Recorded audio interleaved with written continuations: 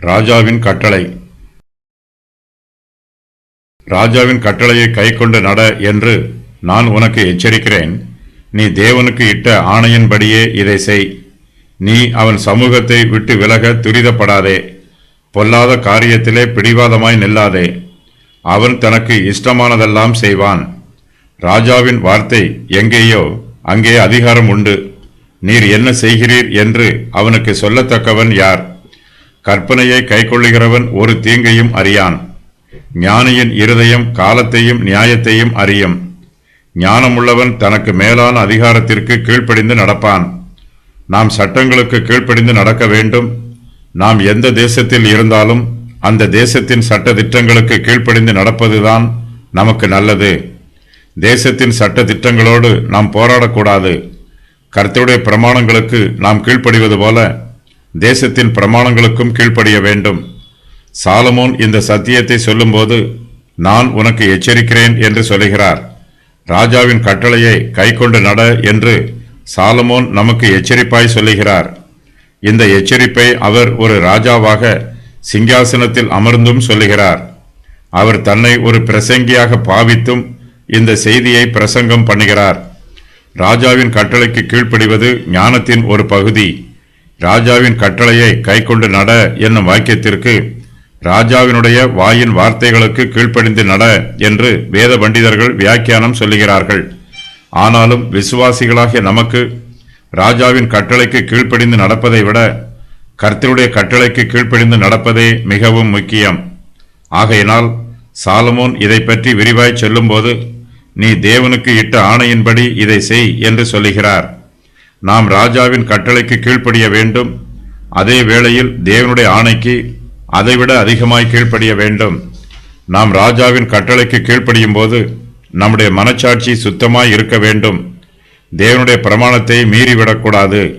ராஜாவின் கட்டளைக்கு கீழ்ப்படிவது தேவனுடைய பிரமாணத்திற்கு மீறுகிற செயலாக இருக்கும்போது நாம் தேவனுடைய பிரமாணத்திற்கே கீழ்ப்படிய வேண்டும்.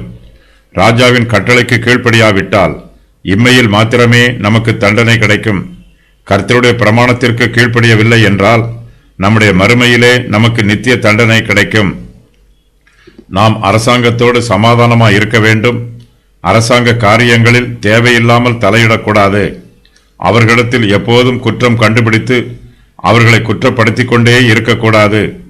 ராஜாவின் சமூகத்தை விட்டு விலக துரிதப்படாதே என்று சாலமோன் சொல்லுகிறார்.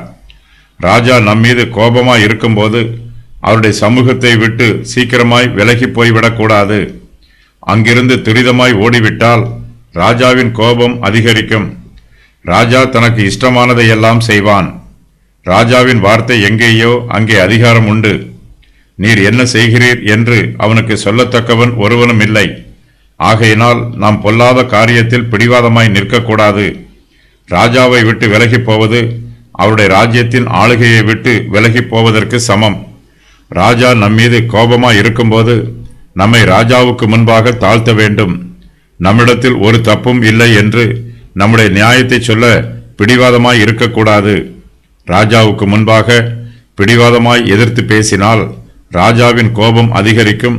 ராஜா நமக்கு அதிக தண்டனையை கொடுப்பார். ராஜாவுக்கு முன்பாக நிற்கும்போது நாம் ஞானத்தோடு செயல்பட வேண்டும். நமக்கு கிடைக்கும் வாய்ப்புகளை ஞானத்தோடு பயன்படுத்த வேண்டும். ராஜாவின் கோபத்திற்கு தப்பித்துக் கொள்ள வகை தேட வேண்டும்.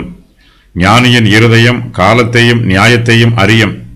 நம்மிடத்தில் ஞானம் இருக்கும்போது நம்முடைய செய்கைகள் நியாயமானதா நியாயமற்றதா என்பதை நம்மால் அறிந்து கொள்ள முடியும். நம்முடைய மனச்சாட்சிக்கு நாம் கீழ்ப்படிந்து ராஜாவின் கட்டளையை கைக்கொள்ள வேண்டும். பல தேசங்களில் ராஜாக்களும் தேவனுக்கு பயப்படுகிறவர்களாய் இருக்கிறார்கள்.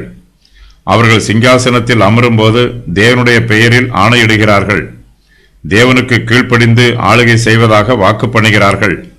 சாலமோன் இதையே தேவனுக்கு இட்ட ஆணை என்று சொல்லுகிறார். நாம் தேவனுடைய சமூகத்தில் இட்ட ஆணைக்கு ராஜாவே சாட்சியாக இருக்கிறார்.